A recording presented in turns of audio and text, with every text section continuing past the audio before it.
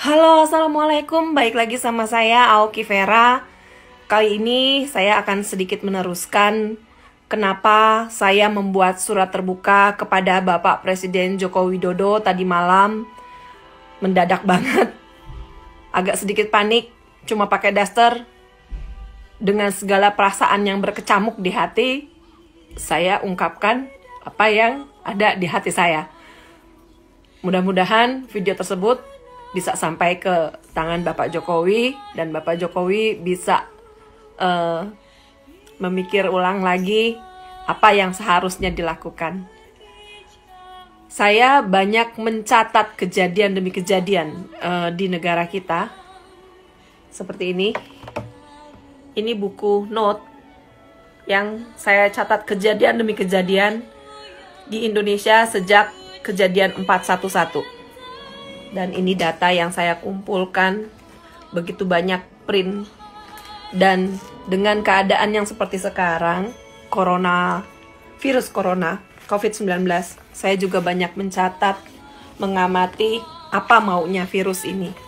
Jujur saja, waktu dari awal-awal, kita di sini mengira karena melihat gejalanya sama persis dengan influenza E kata maupun influenza B kata yang biasa kami alami di Jepang, kami mengira penyakit ini tidak akan bisa masuk ke Indonesia dengan suhu Indonesia yang panas. Kami mengira hanya ada di negara-negara yang mengalami musim dingin seperti kami di sini di Jepang. Dan karena memang gejalanya sama persis, panas, batuk, pilek, ketenggorokan, kemudian kalau sudah parah sampai ke paru-paru. Di sini kami menyebutnya hayeng, radang paru-paru. Bahkan kalau sudah lebih parah lagi dia akan naik ke otak. Dan itu penyembuhannya harus diambil dari tulang sumsum. Kalau nggak salah anaknya kawan saya pernah merasakan hal tersebut.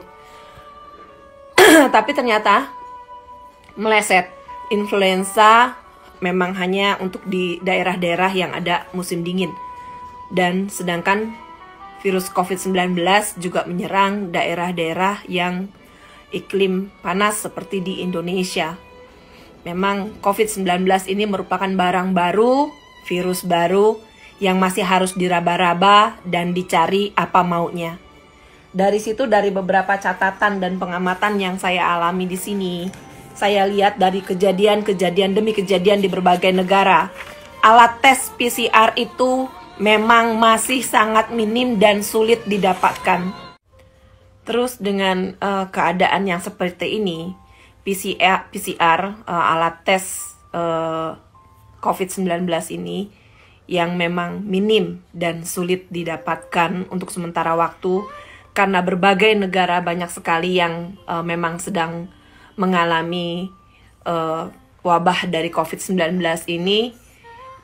Tentu saja dari berbagai cara dan sebagai berbagai negara mempunyai kebijakan demi kebijakan. Di negara Jepang, negara yang maju, PCR hanya dilakukan kepada pasien yang benar-benar membutuhkan. Anggota DPR-nya tidak dapat kelebihan untuk urusan yang seperti ini. Mereka mengutamakan kepada tim medis, jajaran JTI atau TNI, dan jajaran kepolisian yang akan bergerak membantu dalam hal ini. Begitu juga kepada keluarga tim medis. Karena ini yang mereka utamakan, jangan sampai di saat tim medis benar-benar sudah lelah dan perlu waktu beristirahat, mereka pulang ke rumah, orang di rumahnya juga kena. Jadi dari berbagai vaksin, alat tes diutamakan kepada mereka dulu. Sedangkan untuk masyarakatnya, kita di sini diberi misalnya mengalami keluhan batuk, pilek, dan lain-lain, badan panas, kita tidak diizinkan langsung ke rumah sakit. Kenapa? Menurut pengamatan dokter-dokter di sini, para ahli di sini, bisa terjadi mega cluster. Mega cluster atau penyebaran lebih luas lagi. Jadi yang tadinya orang sehat, cuman sekedar batuk pilek biasa, flu biasa, tapi karena takut kena COVID-19, takut kena corona, datang ke rumah sakit, minta diperiksa. Keadaan rumah sakit itu belum tentu sterilnya bener-bener dari COVID-19, apa iya apa gimana. Dari orang lain yang gak ada gejala batuk sama sekali, tapi karena dia bersin sekali, kemudian menyebar ke orang lain, orang tersebut lupa cuci tangan atau bagaimana, memegang hidung, mengucek matanya, sudah menular ke orang tersebut tanpa orang itu ketahui bahwa dia sudah punya virus COVID-19 di dalam badannya.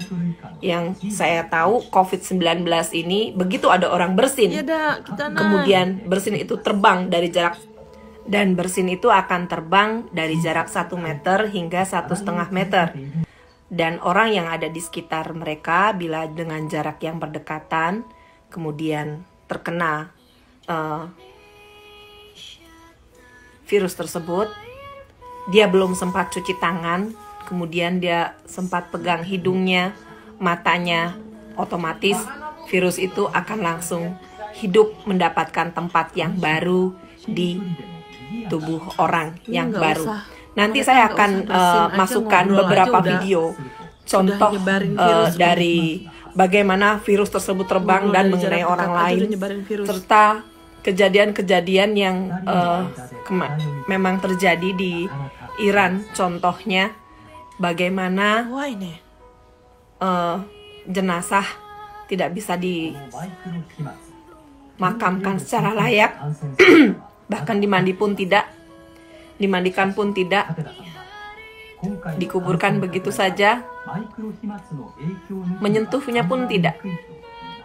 Sangat menyedihkan. Ini bukan untuk menakut-nakuti, tapi kita, setiap lapisan masyarakat, ini poinnya, seluruh lapisan masyarakat, bukan hanya pemerintahnya, bukan hanya jajaran para aparat dan lain-lainnya, tapi seluruh lapisan masyarakat diperlukan kesadarannya akan hal ini.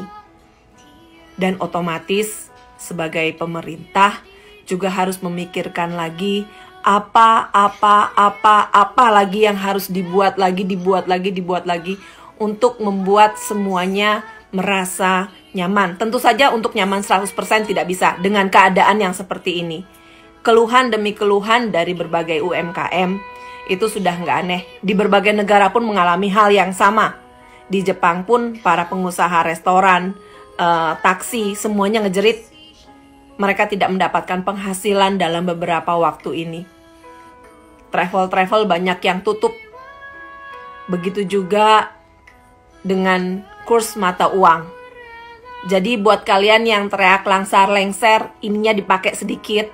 Bukan hanya Indonesia yang sedang mengalami hal ini. Berbagai negara sedang mengalami hal ini. Ayo, kita sama-sama orang Indonesia. Kalau kamu memang orang Indonesia, kalau di sini masih ada rasamu untuk tanah airmu, ajak yang lainnya mengerti, bukan dengan mengompor-ngompori dengan hal untuk yang membodoh-bodohkan mereka. Kita bergandeng tangan untuk hal ini, untuk tanah air kita. Tanah air kita semua, bukan hanya tanah air saya, bukan hanya tanah air kamu. Tanah air kita semua, warga negara Indonesia. Itu kalau kamu masih merasa sebagai warga negara Indonesia.